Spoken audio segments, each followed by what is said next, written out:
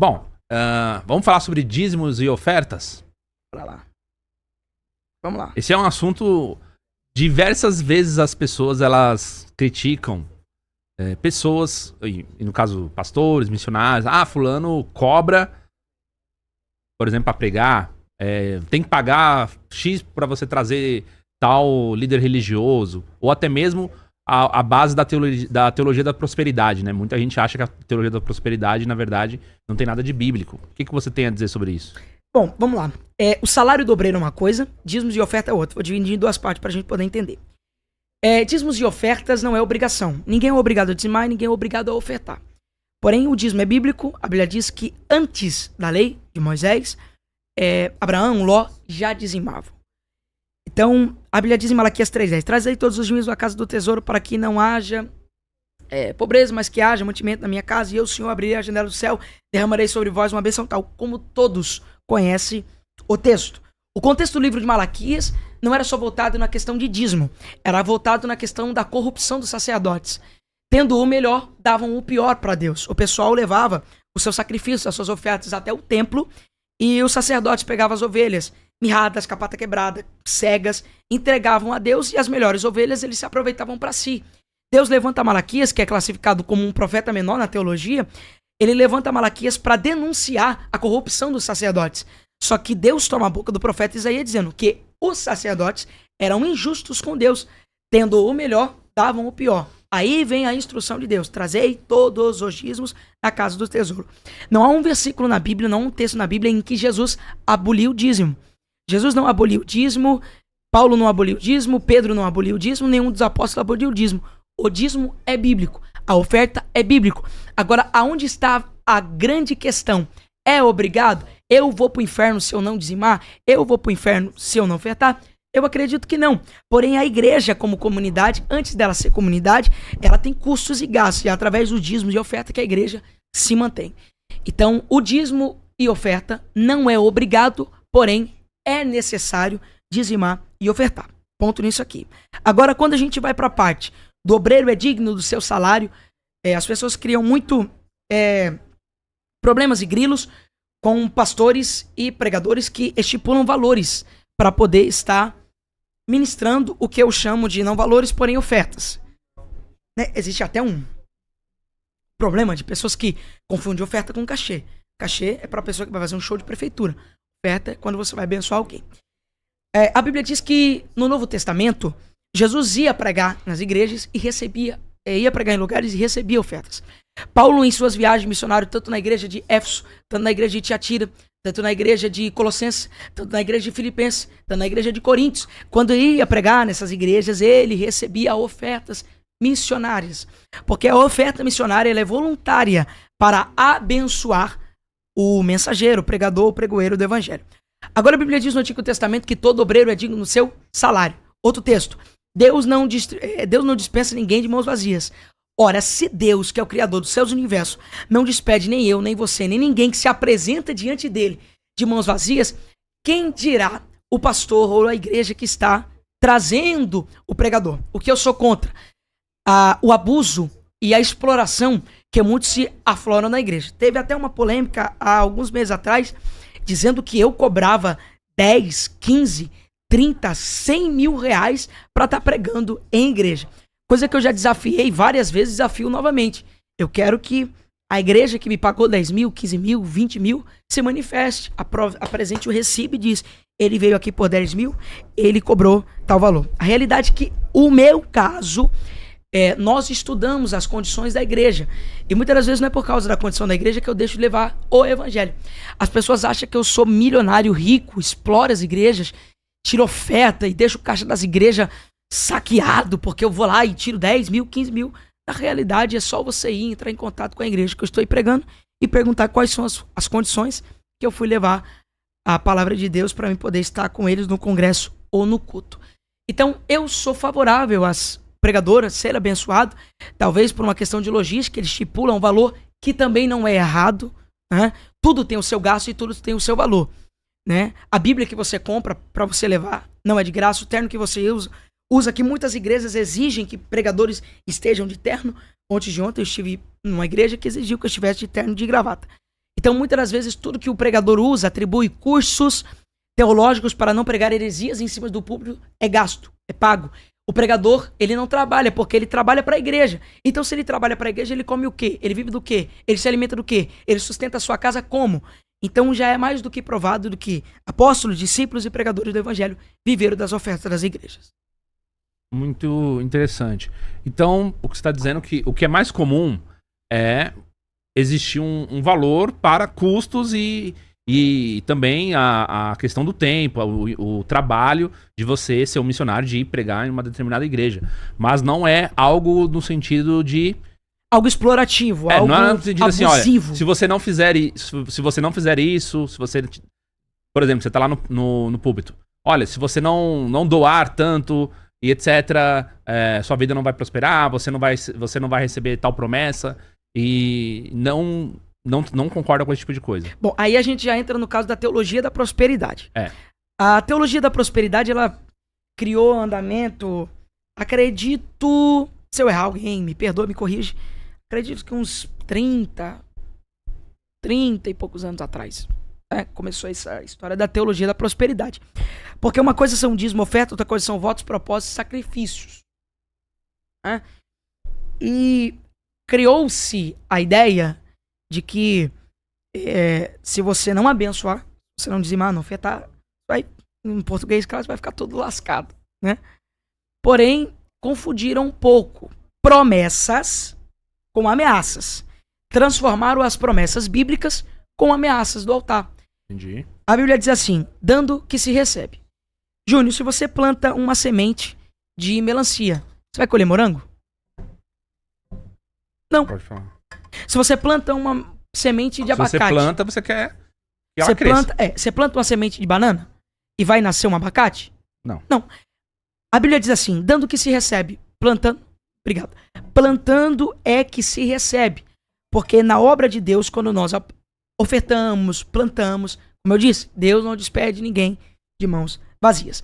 Mas isso acabou virando um abuso. As pessoas, de má índole, de má fé, criaram isso e ameaçando o povo. Olha, se você não der, você vai pro inferno. Se você não der, você vai ficar caído. Se você não der, você vai ficar prostrado. Claro que Deus entende a condição de todas as pessoas que pode dizimar, que pode ofertar. Porém, eu sou apto e eu sou prova viva de que uma semente, uma oferta pode mudar a história. Eu não sou protótipo da teologia da prosperidade, mas eu sou protótipo da recompensa de Deus. Deus tem recompensa para todos aqueles que honram o altar. Isso já foi provado várias e várias vezes. Pessoas que estavam caídas, quebradas, mas acreditou no poder do altar, dizendo, eu vou plantar uma semente. E se eu plantar aquela semente, eu tenho certeza que vai germinar. Como diz a Bíblia, Deus faz provas de sacrifício, como fez com o patriarca Abraão.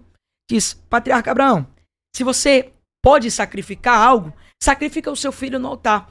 E ele foi sacrificar o seu filho no altar. Quando ele levantou a espada, o anjo do Senhor desceu no monte e disse, Abraão, largue a espada e não mate o menino.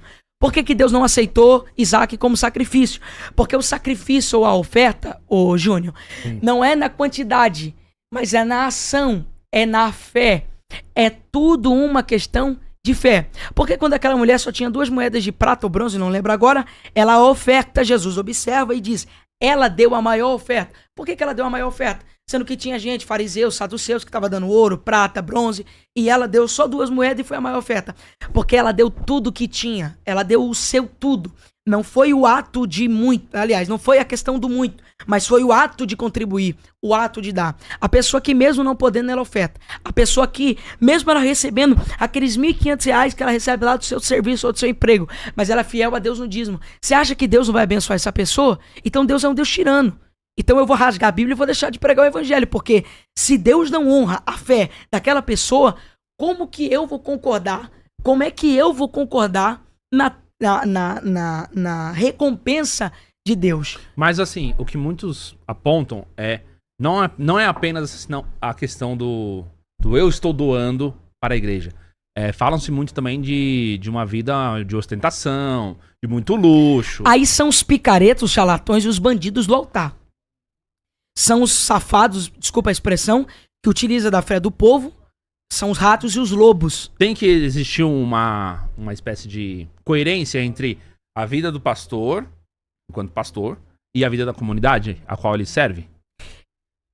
Isso aí Por exemplo, não dá pra você pensar que, tipo, pô, o povo tá todo mundo andando de Fusca. De Fusca e o pastor de BMW.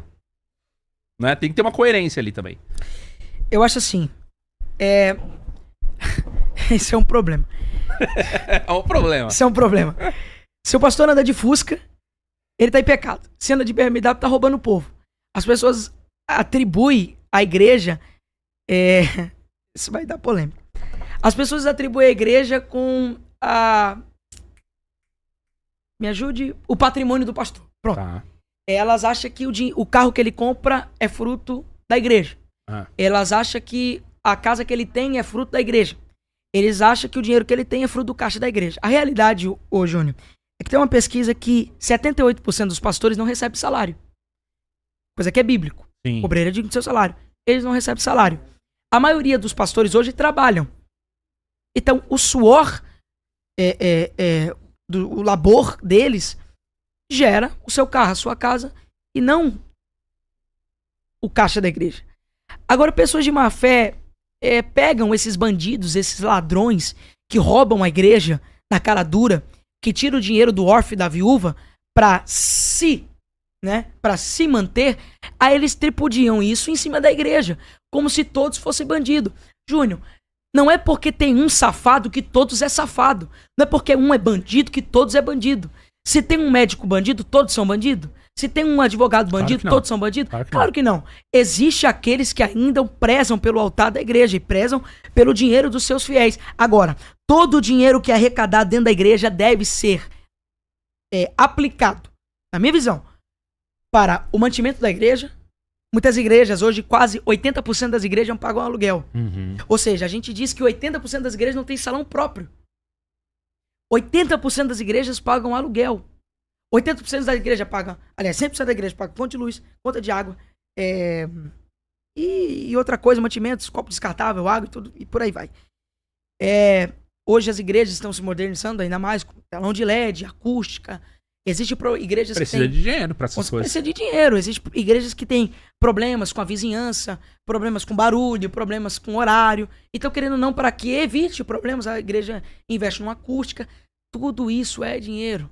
Tudo isso é ocasionado como dinheiro. Mas não que esse dinheiro que é arrecadado é colocado dentro do bolso do pastor, como muitos acusadores da igreja atribuem a isso. Não, tem gente que acusa, sem provas. E se for falar disso, o padre recebe cerca de 18 a 20 mil reais para poder celebrar a missa, né? Então, se o padre recebe 18 a 20 mil reais, qual o problema do pastor ter um salário da igreja para manter sua família? Uhum.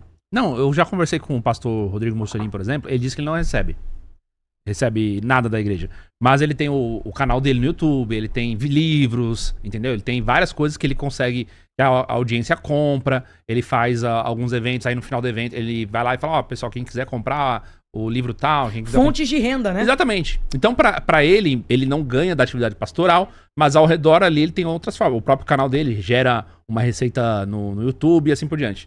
Então, tem diversas formas de você hoje viver do pastoreio, mesmo que você não receba, né? Sim. E aí, enfim, alguns, por exemplo, que eu conversei, já me falaram que, olha, eu recebo um salário, mas o meu salário é tipo assim, tem um conselho da igreja, esse conselho vai lá e aprova tudo por ata, tudo combinadinho, quanto que eu vou receber.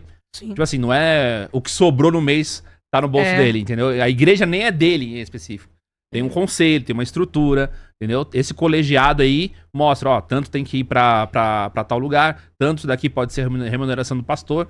Enfim, é uma coisa organizada. Agora, que tem essas outras coisas que a gente tá falando, infelizmente isso marcou muito já o meio evangélico. Você deve receber esse tipo de pergunta o tempo inteiro, né? Sim. As pessoas acham que rio de dinheiro circula pela igreja.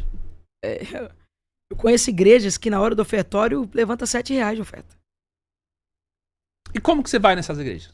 Você vai... Não, eu tô dizendo que eu conheço igrejas. Ah, tá. Eu conheço igrejas. Não, eu ia perguntar se você faz, tipo assim, por exemplo, essa daqui eu tenho eu tantas viagens no mês que eu consigo ir e a pessoa não precisa... Não, eu não faço essa acepção. Tá. Eu não faço essa acepção. Eu não deixo de ir numa igreja porque ela não pode dar o meu custo.